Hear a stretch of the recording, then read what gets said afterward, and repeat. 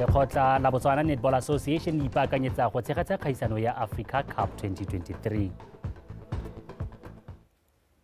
Moinelo Ntshole ke yora ka puo ya diatla mo thetsong ka mogela ga bo di amogele mo pegong ya ntlha go setse go tsentswe kopo ya madi mme ebile moalo o setse o dirilwe go baakanya tsela ya lekgarapana e kgokaganya metse ya West Hana High, East Hana High le Newcadi le toropo ya Gantsi. Se se buile ke tona wa dipalamo le ditiro tsa ditlhabololo re Eric Molale jaaka na ile go lekola ditsela tseo tsa seemo sa tsone di sa jeseng di welang a rutepego ka Angela Enosa. Lentswa toropo ya Gantsi le sekgala hela se se ko tlase ga dikilomitara tse di 11 go tsweng go metseng ya West le East Hana High ga mmogo le Newcadi ke gone ko bandi ba metse eo ba kolang ditlamelo ka bontsi teng ke ka mo ba kopang gore tsela e baakangwe e tshelwe sekontere tsela e ke lone le kgarapana le puso e santseng e se bone madi go le baakanya tsela e dirile dikoli tsa puso tse ntse le tsa kansele maloba ela jana ya Spaterene ena go greatiwa mo dingwageng ga o ka pala se simolola madi a dirisitswe ke madi a magamatsa ka re di ba gore kana tsela nyo ka ga o e greata mo nako ya gore madi a ke bokana jaanong ga o tlhaka madi a o bona gore nyame tota tsela e ka ba setse e dirile ka re le gravel ya teng ha ngwe gona le ha gravel se moteo ke motlhaba yana go creatiwa motlhaba ela bana ba rona ba go dikolong ka ya no le ba yana la kana ba tla ba heta gona ba ya go bosiki ya mme ba tla ba dirisa tsela yone ha ba heta ya no rona tota ke le tsaya rona ne le gore gongwe gore ha e dirwa e be e ka dirwa e tswa ka a fudifu e heta yana e rala motsena gore re nne le Petari, gore le rona re akaretsa re nne mo teng kana di tourist ba heta yana ba ya go bosike jara re dira ke batho ba re dirang dibaga re batho ba re dirang di da harloganyeng re batho ba re dirang tsone di tsiriano ba tla nna le tshono ya gore re kgone go rekisa mo go bone batho ba dikhombi ba iteka ba reka dikhombi tsa kgwediela e tla be e shule taba e tsamaela ruri be go tsana eng after kgwedi tse tharo ile yaanong tota ke lebogela thata tsela e o buang ka yone ya sekontere tota la e ka tswa ko 44 mo go rona ke tsa gore e siame ra ya mogala hala thata re lebeletse seemo se re ntse re tshelela mo go sone mehela lebelo la go rarabolla seemo se la kekela maalo a tsela e gokaganya metsi eo le gantsi o setse o weditswe a re dumalana gore tsela e tswa ya 44 e tle hete ka bana ha e riana ya Newcadi na le tsamaiso ya puso ya gore ha go ira ditsela ha motsole ga o hile tsela e le bo 10 kilometers go ya ko tlase o tshwantse gore tsela e hapogele teng building block re research matlhaba ya laoneo sen river send go ira stena se thata Malo mosha o wa tsela o tla imsetsa go gopia kgapetsa ga tsela e ya raba selelo sa banni go hetsa Angela Enosa, Botswana Television, West East Hana High le Newcadi. Go tla seka-sekwa tiriso ya maranyana a mašwa go baakanya tsela ya Grootlagt gantsi e banni ba ko ba tswang kgakala ba lela gore itsibogelwe se se buile ke tona wa dipalamo le ditiro tsa ditlhabololo re Eric Molale fa ile go lekola seemo sa tsela ya Grootlagt e tlhalosang e tlhokana le go baakangwa ka potlako Angela Enosa o a tswelela Puso ena le maitlamo a go ditiro tsa ditlhabololo segolo jang ditsela di potlakelwe ka ile dingwe ditlhabololo tse re ntsaletse ko morago le disetse banni ba metse eo mo kgwebedung tsela nngwe e tlhorontshang banni ke ya gantsi Grootlagt e le kgarapana la sekgala sa 86 kilometers a ile dinako tsa bo pula yana ga rena botswelo re le batho ba Grootlagt ke yone tsela hela e re dirisa go tswa ga gantsi ga gona gore ka yana teng gape gongwe go tswa ha mo dinakong tse e leng gore tsela ga ya siama ka yone gongwe re akanya go dirisa bokamfontene re akanya go dirisa boqhabo yone tsela e gape re dirisiwa ke batho ba bo tleliniki le maphata a mantsi ga ba thusa ba sebisa batho ba ba mo dipolaseng tsonetse ke tsaya gore go ya pele re kope gore re lo tsibogele seemo sa rona go nako e khutshwane le ha gradera e le teng e thusa ga e thusang teng ga go thusege sente ka gore di-pothole tsa teng di dintsi ga go thusege sente ka gore ha dipula di na le ha gradera e hitile metsi a nna a le mantsi mo tseleng re sa kgone go heta mme hela banni ba ka nna ka tshologelo ka jaana tsela e akanyediwa mo ditogamaanong le ka go piwa hela go ya go piwa ga se seemo sa go katetsa tokahatsa ka 2025 mo NDP 12 e tsene ga bona gore ke ga se dingwaga tse di yang manakong e ka be ba kgona go leka go legosa go na le methale e mengwe e tleng e dirisiwa e se sekontere sa go tshela karabo le hela e le mo go hagare mo e leng gore le gone ra go sekaseka mo makgwa ba go bitsang alternative technologies bogolo jang mo ditseleng tse re ka reng ke low volume traffic e ka nna re ha e le gore sekontere ga se kgonagale gongwe ra helago mme e se gore ra be re nyatsa Tono o ne a re lela kgosi ya ba le mo lenaneong la go simolodisa dikago segolo jang tsa matlo ka lenaneo le lešwa e le nngwe tsela ya go araba dilelo tsa letlhoko la boroko segolo jang tsa bodiredi mo metseng e kgakala le ditlamelo jaaka o Angeleno sa Botswana Television Grootlacht. Baithuti ba sekolo se segolwane sa Kgarisetšhele kwa Molepolole ba rotloeditswe go tsaya ditshwetso tse di maleba ebile di ka ba sologela molemo mo bokamosong ka go tsepama mo thutong tsa bone fa bua bošeng kwa moletlong wa Kabo Dimpho le go eleletsa baithuti ba mophato wa botlhano masego le matlhogonolo mo ditlhatlhobong tsa bone tse di tlang tsa makgaolakgang mo palamenteng wa Molepolole borwa Rre Kabo Morwaeng o rotloeditse baithuti bao go tlhoafalela dithuto tsa bone gore ba tle ba nne le bokamoso jo bo siameng Jessica Pilane ka dintlha. Baithuti ba feta 50 ba mophato wa 4 le botlhano mo sekolong se ba ne ba lemogwa le go rotloediwa ka go abela dimpho morago ga go kwala ditlhatlhobo tsa ipakanyetso makgaolakgang a mafelo a ngwaga ka jalo Rre Morwaeng yo e ne le molalediwa wa tlotla mo letsatsing le o ne a kgothatsa baithuti ba gore ba kgagwane le tsotlhe tse di ba faposang mo dithutong tsa bone ka jaana thuto e le yone konokono mo botshelong jwa motho ga o sa tseye dithuto tsa gago tsia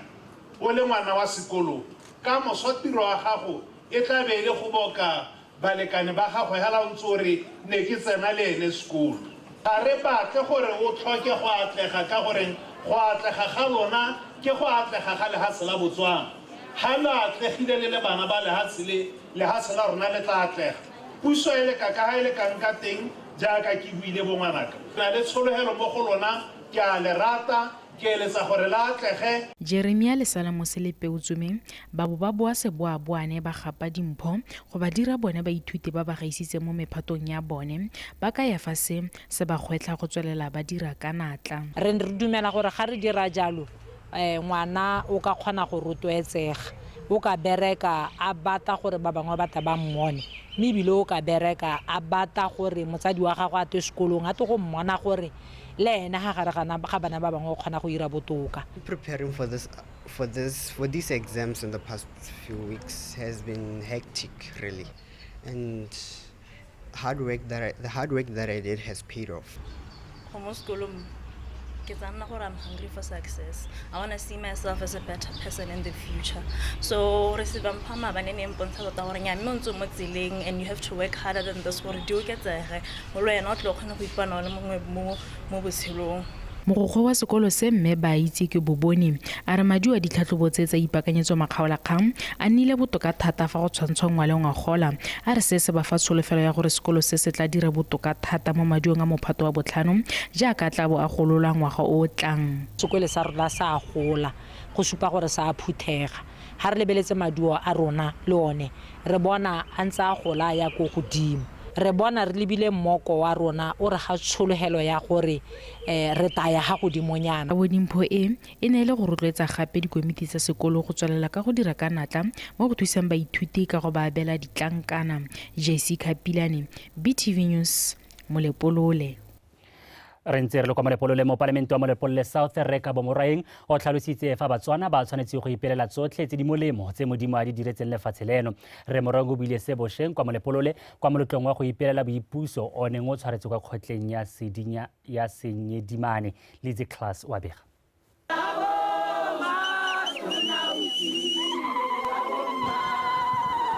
Bao ke banne ba kgota Senyedimane kwa Molepolole jaaka ba ne ba ipelela letsatsi la boipuso. Go ya ka Rre Moraeng boipuso bo botlhokwa ka gore ke nako e lefatshe le ka e dirisang go leba kwa morago go itsheka-tsheka mo go tse lefatshe le di kgonneng le tse le batlang go atlega mo go tsone. Ka jalo go botlhokwa go lebega Modimo mo go tsotlhe tse lefatshe le di kgonneng le go ya pele. Lefatshe le ne le go elela ne go sena sepe mme boeteledipele ba lefatshe le ka tlase ga baeteledipele ba rona boeteledipele ba lefatshe la rona la nna la tlhabologa ka bonya la tlhabologa re tshwantse re ipelele sone se. Le fa go ntse jalo o ne a tlhalosa fa puso mo nakong eno e gatetse pele bogolo jang ka kagiso thitibalo le dula tse di melediwang mathe ke mafatshe a mangwe. Ka jalo a gwetha banni ba kgaolo go tswelela ka go ema puisonokeng mo maitekong a go tlhabolola Batswana. Le hasi le mo gompieno la itse gore ga re ise re ne dikgogakgogano ga re ise re ne le diphelesego re lwantwa ya molao re le lehasi la Botswana re lwantwa ya ditlhabololo gore re tlhabolle lehasi la rona. Lehasi la rona ebile ga re le leba lona ba ne le teng pele ga boipuso la itse gore lehasi le ne le ntse yana mme mo gompienong la itse gore lehasi le tlhabologile go le kae. La itse gore le ntse le dikgwetlho tse di kae re ntse le dikgwetlho tse di kae re le Batswana. Tlhatang dipelo tsa rona ka koteng le se ka la tlhokanedi ya rona bana ba ntle ka ga teng re sa siamela rona ga se na rona nnyaa a re tlhape dipelo tsa rona di nne sentle di nne bokgwabo re neelana lerato la Modimo le ke letsatsi la Modimo ba geso. Keletso ke gore o ka re le mo boipisong ya la Modimo a re leba ka ithole le montšhošo ditagi tse di mo lefatsheng la rona tsa boela ko morago. Bangwe ba ba neng ba ipelela letsatsi le kwa kgotleng ba ne ba tlhalosa ka ditso tsa letsatsi le mme ba supafaditswe go lowe. Gompieno ne go re opela ka re le dikgwaere ka go harologana go nkgopotsa maloba mo e leng gore re simolotse ruri re boetse ko maruping a maloba a re santse re le banana ka ga le neng le bagolo ba rona ba re tlhalosetsa ka teng ke go ikgakologelwa le go bopagana le go dirisa laano la ga tautona la re tšhentšheng. Batswana ba rotloeditse go bopagana fa ba ipelela malatsi a go tshwana le a ka seo se ka thusa go jwala mowa wa tshwaragano go ya kokomaneng. Lizzy Class, BTV News, Molepolole. Tona wa thuto le tlhabololo dikitso Dr. Douglas Letshola-Thebe wa kgotse mokgatlho o sa tswang go simolodisiwa semmuso wa Bonaludo go bo o itlamile go tlhabolola matshelo a batho a re maitlamo a mokgatlho wa akaretsa go tlhama mebereko e ka thusang go tshwakanya itsholelo mo kgaolong ya bone. Dr. Letshola-Thebe o buile se fa simolodisa mokgatlho o semmuso kwa motseng wa Tshesebe Bošeng. Abigail Madorobo wa bega. E re ka lefatshe leno ka bophara le lebane ke dikgwetlho di akaretsa lethoko la ditiro maitsholo a sa amogelesegeng a banana gareng ga tse dingwe. Mokgatlho wa Bonaludo o ikiteile sehuba go thusa go laola seemo se mo motseng wa Tshesebe. Mo godimo ga moo mokgatlho o itamile go godisa mohama wa dikgwebo ka go rotloetsa dikgwebo segolobogolo tse dipotana. Tuishile ko masunga ya bana ba sekolo bana ba betsana ko mogoditshane senior bana ba biditse titšhara ko kae titšhara o dirile jaana every day. Discipline mo baneng ba rona ile ko tase. Trust e ka kgona go re thusa. Trust e ka kgona go kopana le bo PTA ya tsamaya ya go addressa bana ba rona go dikolong. Mindset change o simolla ka wena o le motho pele o le noša kere o tshwanetse gore o itse gore mo nako a gompieno ke batla gore ke simolle go akanya dilo ka go harologaneng ka teng go heta ka ne ke ntse ke dira ga kere go mo go bua ka maikuto kana maitsholo a motho o le motho gore sontse dilo ke di akanya ka ga go siameng ka teng gape o bo itse gore dilo o di akanya ka tsela ntseng ja o ka di approacha ka tsela ntseng jang ga kere sontse gore batsadi re thabologe mo ditlhaloganyong sontse re thabologe ta mo ditlhaloganyong. Mokgatlo o mo dipuisanong le ofisi ya boemedi jwa America mono gae mme ebile ofisi eo e setse e itamile go ba thusa ka madi go tsweledisa maitamo a bone a go thabolola motse wa bone. Ba ta kopana gore go bone gore go ka dirwa kopo ye ntseng jang ya ditlhabololo tsa le ha tshela America tse le batang go tlhabolola motse wa kwana.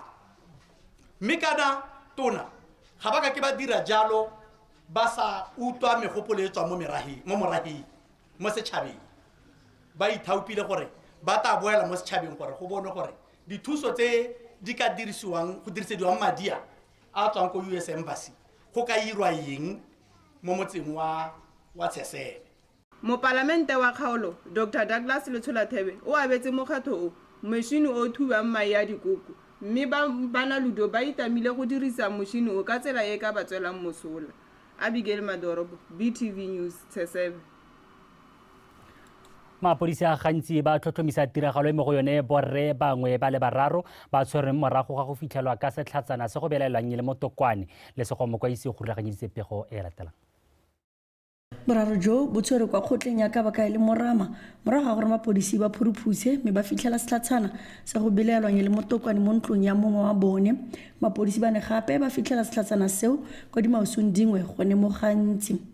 Motokwane ma o tshwere mo kgotleng ya morama le kgotla ka bakae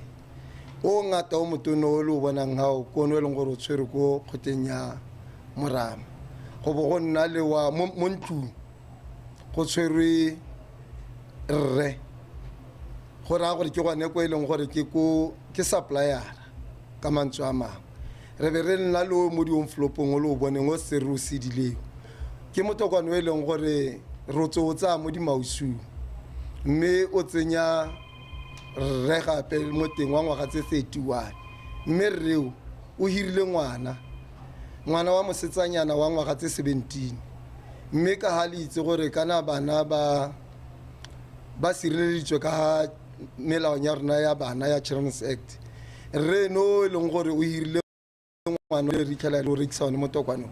re mo lebagantse le molato wa go expose ngwana mo ditaging. Mookamela mapodisa a gantsi Senior Superintendent Tharisenwelo o tsweletse a tlhalosa ha itemogetse ha tiriso ya motokwane mo kgaolong ya gantsi e le ntsi. Re na le tumela gore motokwane ga o lengwe mo gantsi motokwane o ka ha o supang o tla o phuthetswe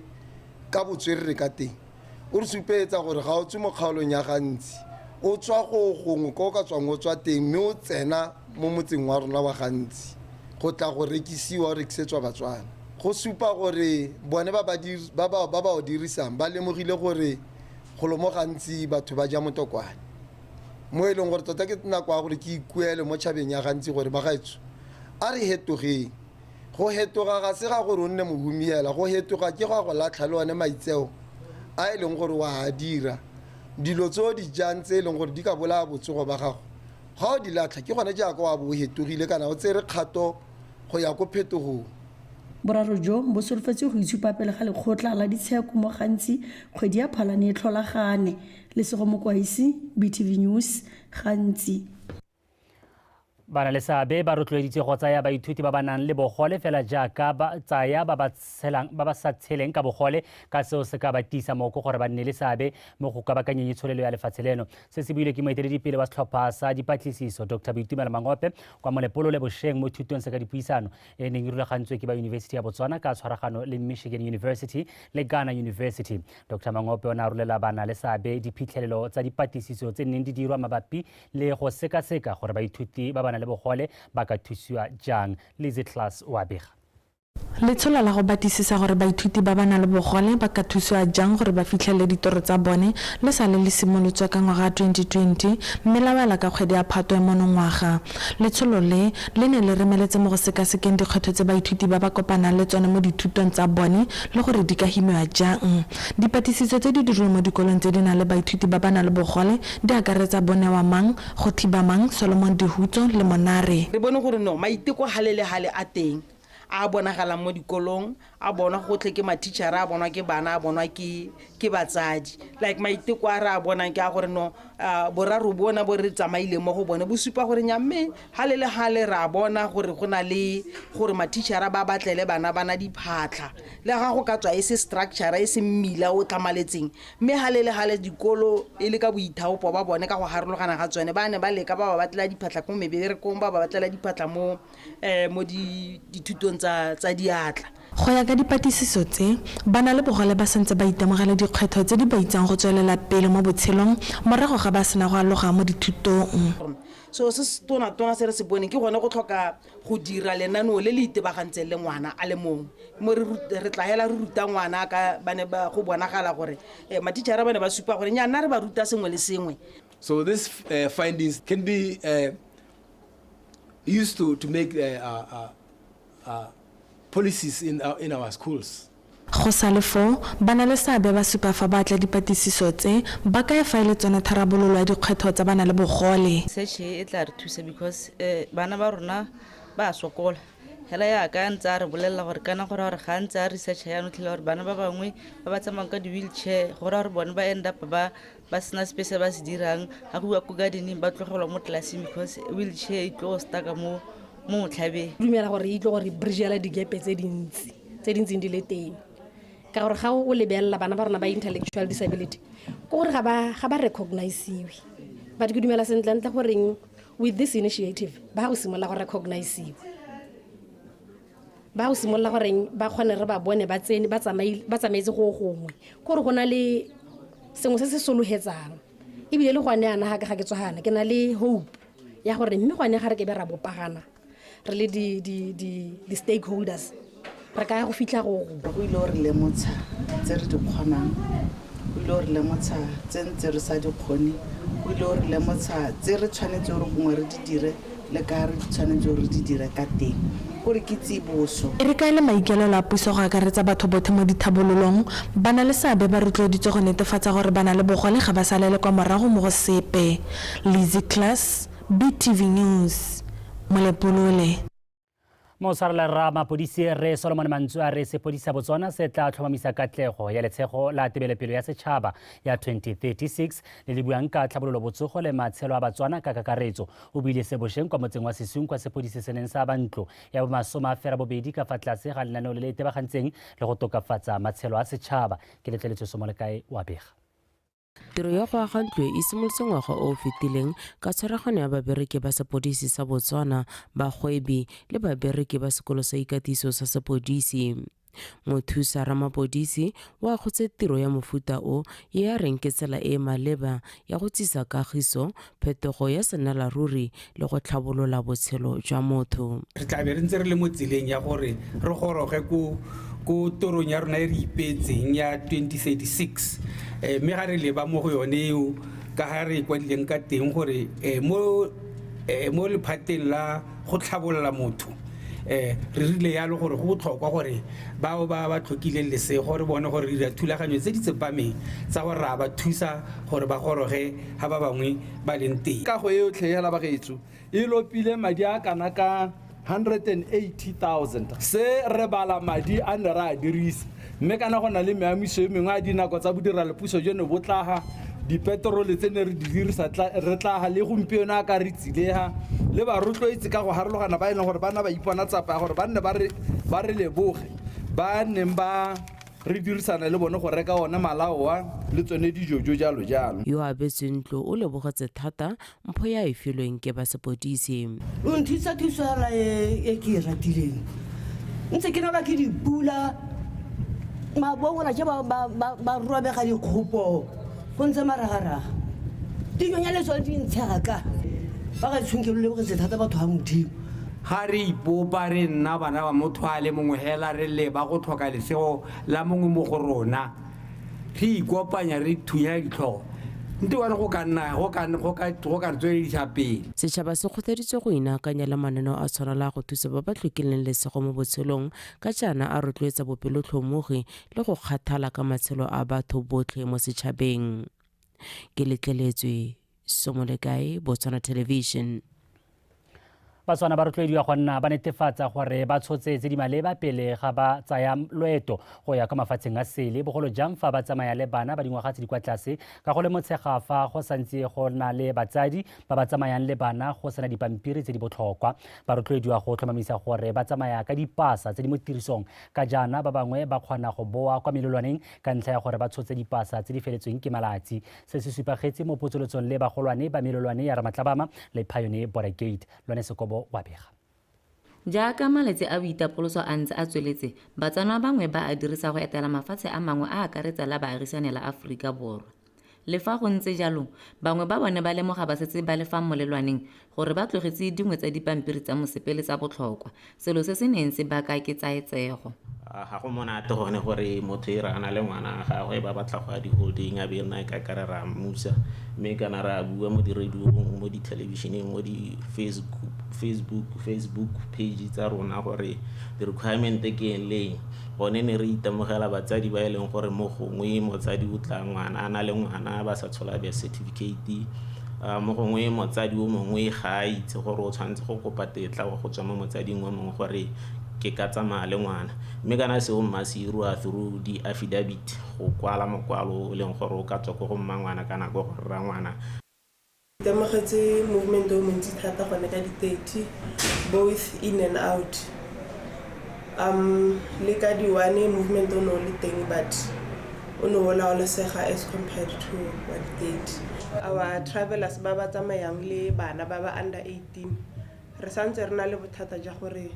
batsadi ba santse ba ta go hita ka bana ba sena di-birth certificate le mekwalo e tswang mo batsading ba bangwe ba batapong ba setse.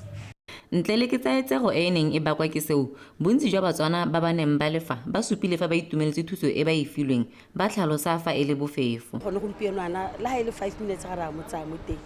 re ile ka bona go tota mme batho bone ba teng ga ke itse gore gore gongwe tiro e tsamaya ka bonako ga ke itse nka ba gakolola hela gore ka nako tsotlhe ba nne ba tlhola di-passport motho a se ka e gakologelo ga se tsaya mosepele gore a nne a le ready.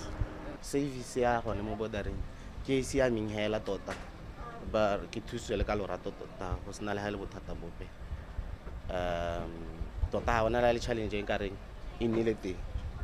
Mo godimo ga moo, Batswana ba rotloeditswe go tlhomamisa fa dithuto tse ba tsenang ka tsone mo lefatsheng leno e le tse di letlelelwang go hema tshukatshukano le molao. Lone Sekobo, BTV News, Ramatlabama.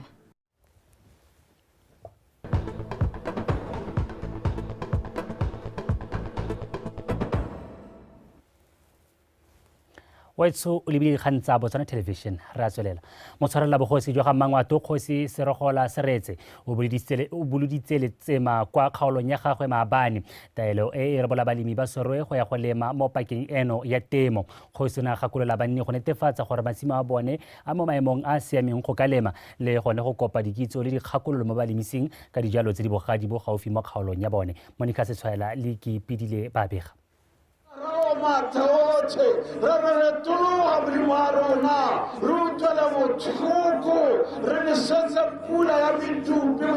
Moruti Gaolathe Bosekeng a eteletse thapelo jaaka banni ba kopa masego le pula mo pakeng eno ya temo. Banni ba Serowe ba ikatumeditse go kgoteng go utlwa molaetsa wa kgosi jaaka bolotsa letsema. Bosheng lephata la tepoloapi le na la thalosa ha ba solofetse pula e butsana le mogote mo pakeng eno ya pula. Balemi ba ne ba gakolola go leka ka bojothe go ntsha dijo mo pakeng eno. A diterekere le goma tsotlhe didiriswa tsa temo di ya go baakangwa. Dipeo go thulaganngwe ka tsone di phuthiwe di baakangwa sentle. Famisa gore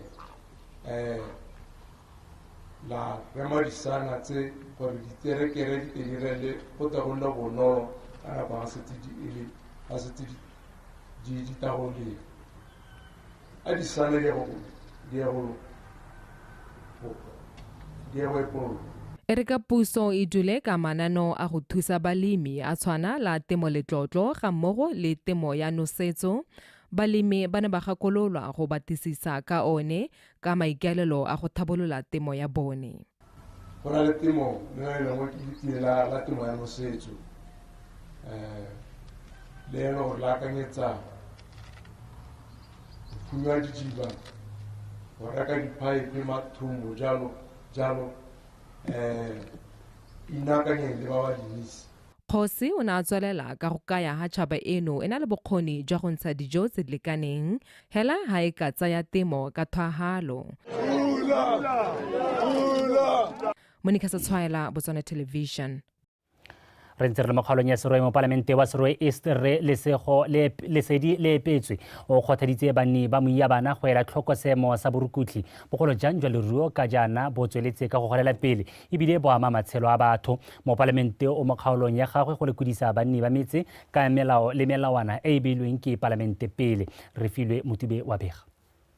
Mo bokopanong jo bo neng bo tshwere bošeng kwa kgotleng ya moyabana re lepetse na buisa morafe ka botlhokwa jwa tantsho borukutli ya leruo ga mmogo le borukutli ka go farologana ka se se se go lela pele e le ka mowa wa go lwantsha se batsadi ba kopile go nna podimatse ba kgatlhanong le tiriso ya nnotagi mo baneng ka se se retloetsa botsogo jo bo sa iketlang mo setšhabeng. Bašo bogodu aka ke baema ga rona re le Batswana re le banni ba nageng re ka se ka ra ikita ka thupana go emisa bogodu nna mmalomatsebe nna mo dithophaneng tsa bontebele ke go lebele gore ga ba gare dilo tse re di emi. Bogogi jwa motse bo supile fa go le bonya go tsibogela dikgang tsa bogodi jwa leruo ka beng ba leruo ba sa batle go isa dikgang tsa go tshwana le tse kwa mapodising. Kgosi Kgomokgwana o buile thata ka leruo le le sa ilang mo motseng le le itlhokomodisitsweng ke beng ba lone.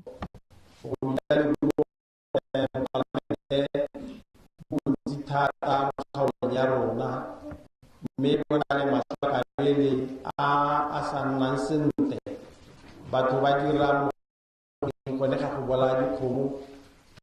mme hela ke le letsholo la dikhumo le tsweletse go leka pharologano mo go se re ne re se bona maloko mme ke re bothata jo bo teng morai o gana go nna malomatsebe ha go se ya morai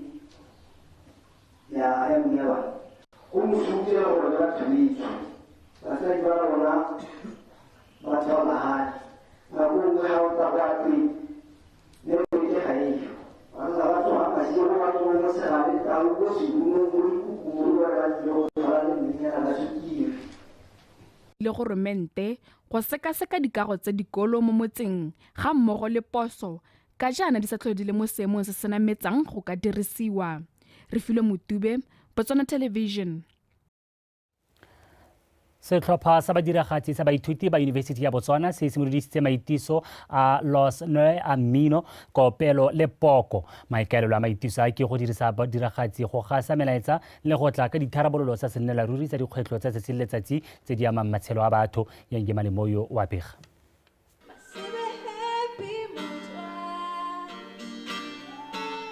Fractal energy,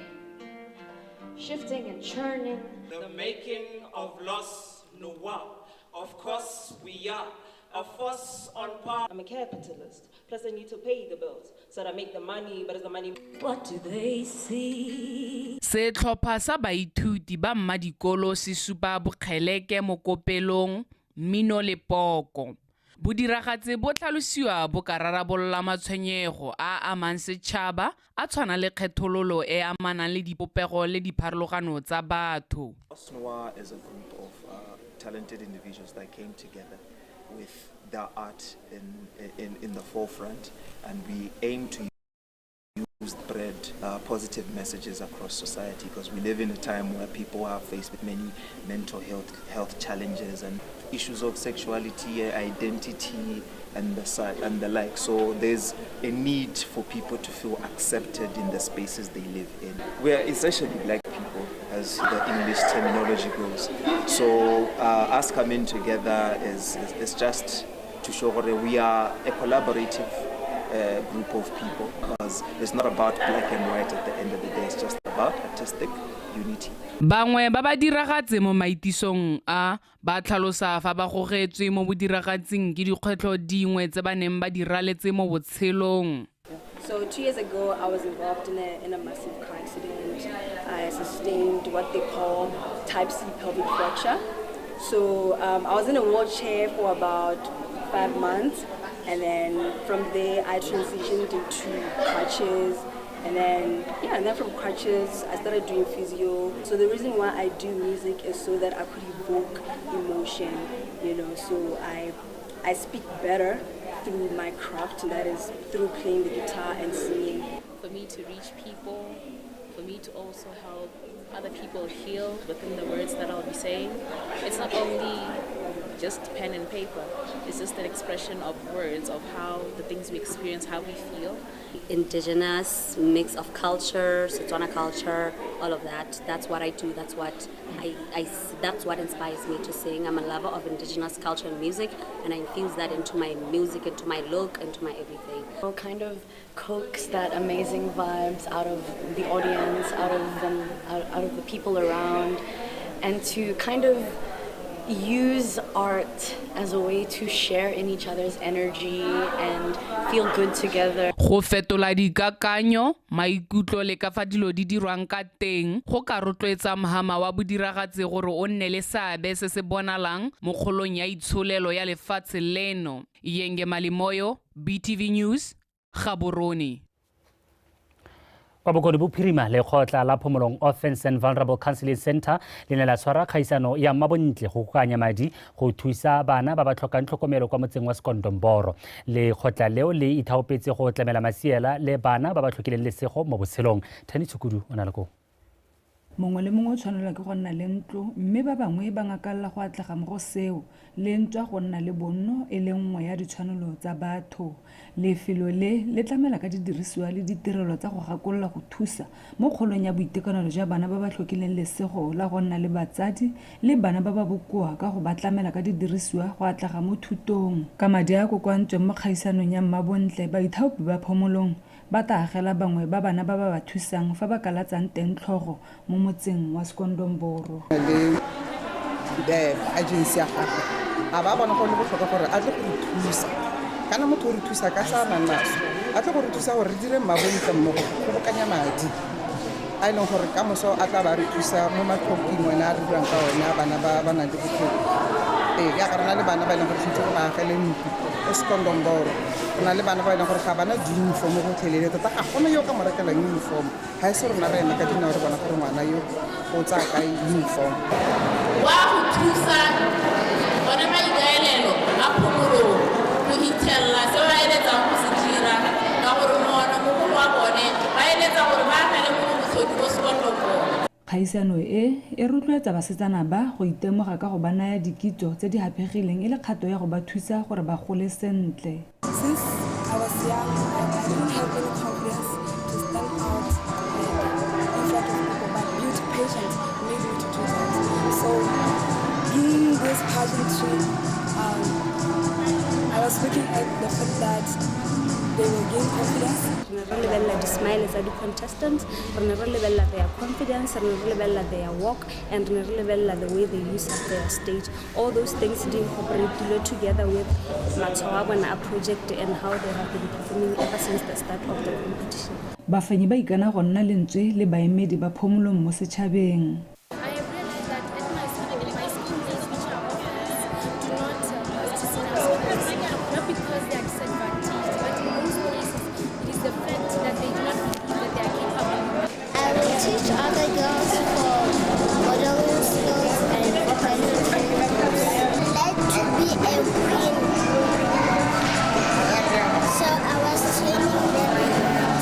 Ba neng ba phadisana ba tlotlomaditswe ka ditlankana fa ba fenyi bone ba filwe dimpho tse di akaretsang dibeke tsa mosepele. Thani Tshukudu, BTV News, Shakawe.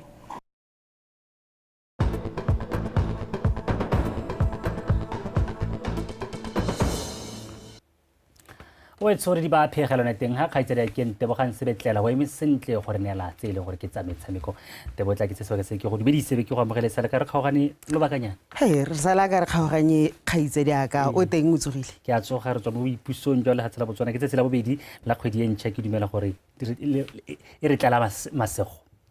re tlala masego me re tla re maabane ke ne ke le mo phitlhong ke hitla rra go ntebogang so ga gona sepe se sentsi se leng gore ke se dirile ka boipuso bonne ke le mo lesung ke utlwile gore yalo ke re jaaka ke setse ke bile gore kgwedi a e re tlele ka masego a mantsi a e re tlele ka masego e hape ba ba phatlogileng dipelo ba itse gore ga se phelelo go ntse jalo re ne dikgang tsa metshameko ke a leboga kgaitsedi aka motswana tsotlhe ka mogala ka dikgang tsa metshameko tsa Botswana Tonight ke bidiwa Ntebogang Sebetlela fa re tsena mo go tsone mo palamente wa Tlokweng re thulaganyo segokgo o se bodise kgaisano ya kgwele ya dinao ya ditlhopha tsa motse wa Tlokweng di fera bobedi re sa go tlhalose faene le barutloetsi ba ba emeng phadisano eno keng ba kokwantse madi a kana ka 20,000 pula go thusa go tsamaisa dikgaisano tse le go diragatsa maikelelo a bone mme ha supa fa e tla re morago ba kopanye la batho ba duelang go tla go lebelela metshameko e a re madi a a tla dirisiwa go thusa malapa a tlhokileng lesego kwa Tlokweng Khomiso Maphanyane ka pego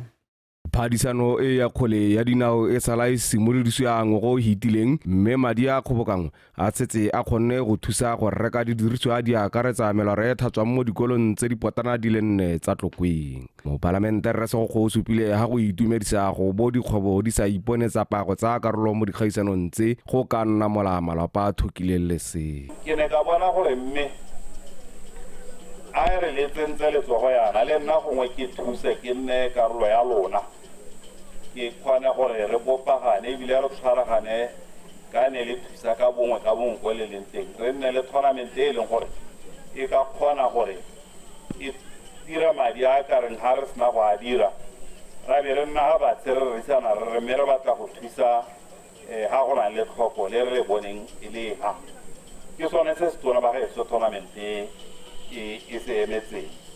ke tournament ya la ka le utlwa le go bolela seng le le reng charity ke tournament ya gore re leke gore re ira madi a ka thusang mo go a ke ka batle ke rala ditlhabolo ga go na le tlhokote mme ke dumela gore re tshwanetse gore se e be le se re se tshwaraganetseng re se go a re se ke sekao sa moa wa bojammogo la bona gore ke ha re na le ba ba tleng ba re ha tokwetso ba ntsha mo dipateng tsa bone ba re ha gore re tetera ga tournament na ke na le tumelo a gore e ka gola ya nna tournament e tona tota go etsa ha serodumo sa yona sa itsege le ditiro tsa yona tsa go thusa mo motseng tsa ba tsa itsege re le ba Border Gate Mall re ile ra bona go tamega gore le rona re tsenye sata mo diong tsa mo motseng tsa mo Tlokweng go bane mmolo wa Border Gate Mall ke mmolo wa community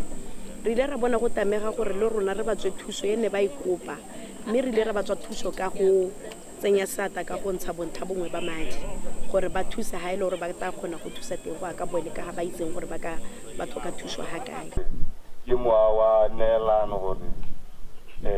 tournament ke ya go thusa ba ba tlhokang mo motseng wa rona re le batlokwa mme ebile ke tsa gore e sampe e tla gola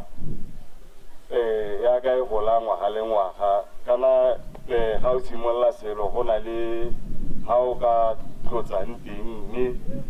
go dira yalo ke gore o tlo baakanya go apeng o soletse gore dikgaisano tse di uele tsatsi leno mme setlhopha sengwe le sengwe se tatswa ka madi a kanang ka 1,000 pula Khomiso Maphanyane Botswana Television Tlokweng ditlhopha tsa Police 9 ya borre le Vikings ya bomme ke tsone bo mampudi ba kgaisano ya IGN Hardware Independence Tournament e letseng itsile bokhutlo maabane bosigo kwa National Diamond Police 9 ba fetsogile bo mampudi ba borre morago ga go fenya Wells International ka 5-4 fa Vikings one go kile sejana morago ga go fenya Police ya bomme ka 5-4 ka tlhago kgakole o na le go Police 9 ba tsene mo motshamekong o wa makgaolakgang ba batla go ipusolosetsa morago gore Wells e ba fenye 4-2 mo motshamekong wa bone wa ntlha ka matlhatso banna ba mapodisi ba tla ba lumile molomo a tlase ba supa fa ba batla sejana seo sa Independence Cup mme ba kwadisa dintlha tse 4 mo tikologong tse 3 tsa motshameko o kgatlhanong go ile nngwe ya Wells e ba kgonneng go ikwadisa mo tikologong ya boraro ya motshameko Wells ba ne ba tswelela ba leka go lekalekanya dintlha mo tikologong ya botlhano ya motshameko fela Police 9 ya itsolopanya mo tikologong ya borataro ba kgona go kwadisa ntlha e le nngwe e neng e farologanya ditlhopha go fa Police phenyo ya 5-4 mme ba fetoga bommampodi ba kgaisano Police e ikgapela sejana dietsele le madi a kana ka 20,000 pula fa Wells e ikgapetse 15,000 pula go fetsa mo maemong a bobedi Vikings ya borre e boetse gae ka 10,000 pula morago go fetsa mo maemong a boraro To reach the final, man, we lost to these guys in the group stage, and we knew we had a tough game to play in the final, especially that we had to come to the final through a very long road to finish at number 2, and then we had to play number 2 games, we won them, and here we are. My squad was thin, but that is not an excuse. I had to deal with what I have. Fatigue caught up with us. Though we played only one game today, science really came at the end. Mo letlhakoreng la bomme, Vikings e gorogile kwa makgaolakganyeng morago ga go fenya bid of 9 ladies mo motshamekong wa ska makgaolakgang. Bomme ba Vikings ba supa fa ba batla go kuka sejana jaaka ba ne ba kwadisa dintlha tse 3 mo tikologong tsa ntlha tse 3 mme ba sireletsa bontle go tima police sebaka sa go nosa mo tikologong tse 3 tseo tsa ntlha. Fela police e na ikgakologelo mo tikologong ya botlhano le ya borataro ba kwadisa ntlha tse 4 le fa go ntse jalo ga bo go sa lekana jaaka Vikings e na kgona go kwadisa ntlha mo tikologong ya bofelo go dira 5-4 go gapa bommampudi. Fela jaaka kwa go borre le bone ba ikgapela sejana dietsele le madi a kana ka 20,000 pula fa police ba phuthulela hekla ka 15,000 pula go fetsa mo maemong a bobedi. Re sa le 4 bid of 9 ya bomme bone ba phemitswe dikeledi ka 10,000 pula go fetsa mo maemong a boraro. Today the girls came to party. All that we talked about was the previous games in the Tshameka on this tournament. We were much conscious on how we swing that and worried about not getting results. But having a pep talk with the girls before the game, it helped because everyone came to the party. Sometimes when you are caught winner from behind, you will be caught in a deep sleep that you are not able to wake up from, which today was the case. Khaisano eo ya Independence Tournament e neng e rotloediwa ka 200,000 pula ke company ya Achin Hardware e ne e tseneletswe ke ditlhopha di le 16 tse di ferang bobedi tsa borre le tsa bomme. Katlego Kgakole, BTV Sport, Gaborone.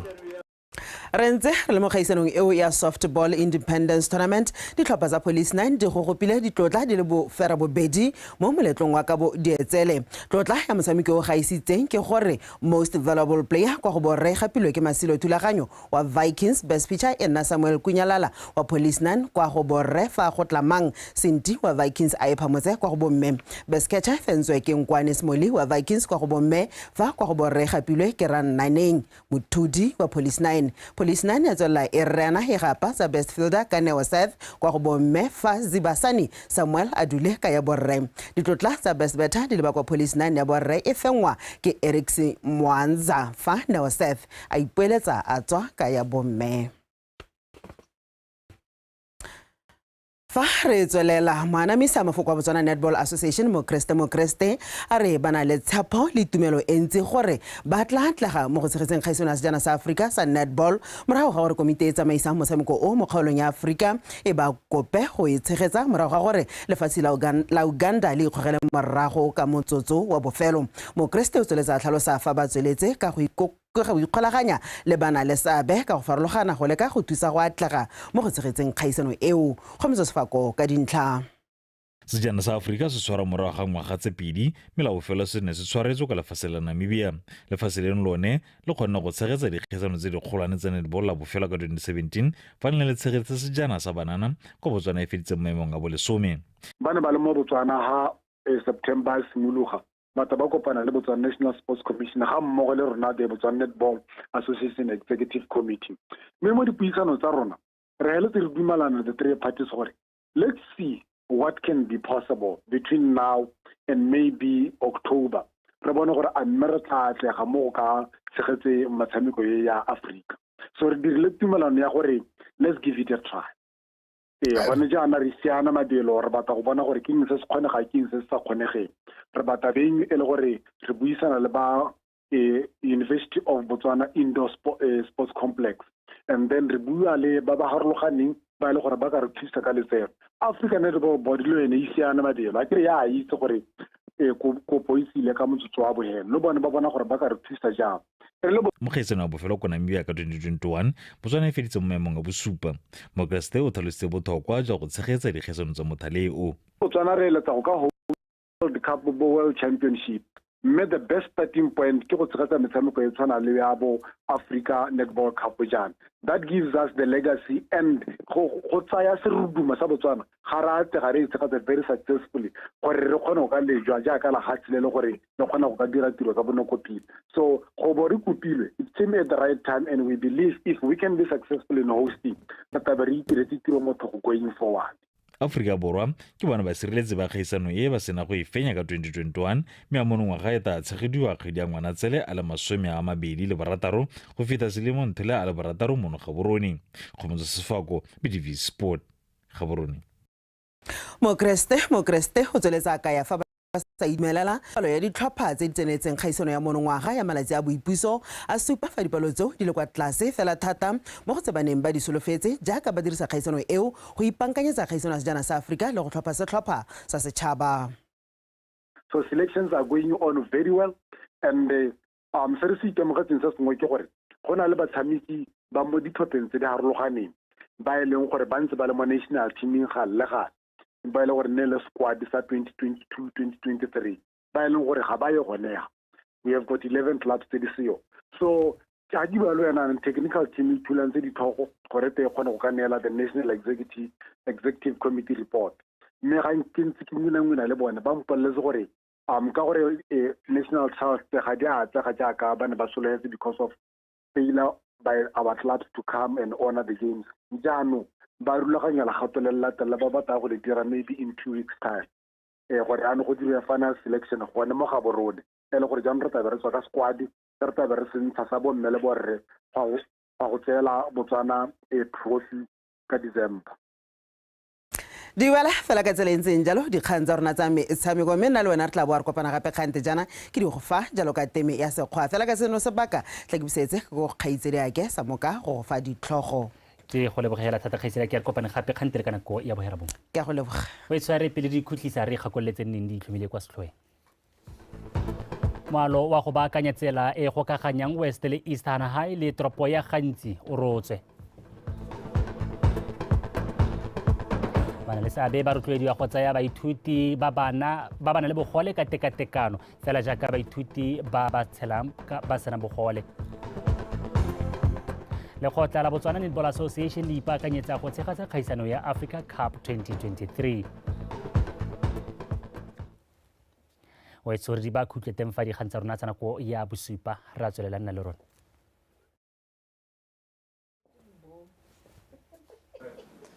Betsu madume amgala se masolo a pilisediwa ke Samuel Ramotonto sontse sola a bisana kwa gompieno supa bona maru mafelo mongwe a dikgalo tsa gantsing gabe tšhobe le borwa jwa kgala le gare mme mafelo mongwe ka bontsi a lefatshe leno one go apogile ka moso re tse re maru a thiwe ka bontha bongwe mo mafelong ka bontsi a lefatshe leno mme go kgala ga di gona tse re go bona le dibata tsa maru mo mosong go taketsiwa go le tsididi poveda ka senga sa botsidi sa lesome mme re sotse ga tsa lesome le boraro ko tsabo le gantsi lesome le botlhano mo Gaborone lesome le bedi ko Selbophikwe lesome le bone ko Frankstown lesome le borataro ko Letlhakane masome a bedi ko Maung le masome a bedi le bongwe ko Kasane mo sekologong go taketsiwa go le bothito go dikgalong tsa borwa ba bothaba kgatleng kweneng borwa ya kgala gare le bokone bothaba ka senga sa bothito sa masome a mararo go eng go masome a mararo le bongwe mme mafelo a mongwe ka bontsi a lefatshe leno go taketsiwa go le mogote mo sekologong ka senga sa mogote sa masome a mararo le boraro go eng go masome a mararo le botlhano mme fa re belela seemo sa melo a naga mala ya mehibidu e bona lae e supa melo a naga e le gore a sha mo nako ya gompieno mo mafelo mangwe a lefatshe leno mme le mogala ka moso bo diphaso ja gore melo a naga e go tswa mo taolong bo go godimo thata mafelong ka bontsi a lefatshe leno segolo jaone mafelo a ko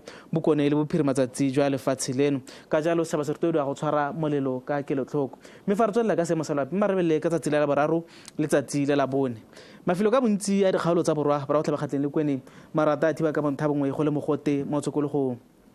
go gantsi le kgalagadi le gone marata a thiba ka bontha bongwe ka tsatsi le la boraro tsatsi la bone go le mogote thata mo tshokologong ka tsatsi le la bone dikgaolo tsa tšhobeleng gape le tsone marata a thiba ka bontha bongwe ka tsatsi le la boraro tsatsi la bone go le mogote thata mo tshokologong ga dikgaolo tsa legare le bokone bothaba le tsone marata a thiba ka bontha bongwe ka tsatsi le la boraro tsatsi la bone go le mogote mo tshokologong mo mafelong ka bontsi ne ke go tshwaretse go lekale wetso go sa tipolo api a ene boroko